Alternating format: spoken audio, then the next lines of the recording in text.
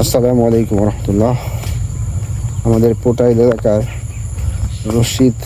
আব্দুর রশিদের স্ত্রী আজকে ইন্তেকাল করেছেন। ইন্না লিল্লাহি ওয়া ইন্না ইলাইহি রাজিউন। অর্থাৎ আলামিনের মাতা।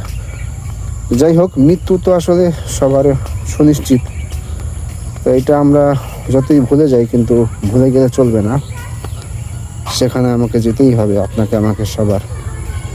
কাজেই নিজের ঈমান আমল বাড়ানোর জন্য এখন থেকেই চেষ্টা করতে হবে। শুধু চেষ্টা না, সর্বাত্মক চেষ্টা, এবং বেশি বেশি করে মৃত্যুর কথা স্মরণ করতে হবে। আকসিরু যিকরা হাযিমিল লাযাতিল মাউত। তো হাদিস শরীফের মধ্যে আসছে, তোমরা বেশি বেশি অধিক পরিমাণে মৃত্যুর কথা স্মরণ করো। এইটা আমরা ভুলে যাই, আসলে ভুলে গেলে চলবে না। আমাদের এটাকে সামনে নিয়ে আমাদের চলতে হবে। মৃত্যু আমাদের সুনিশ্চিত।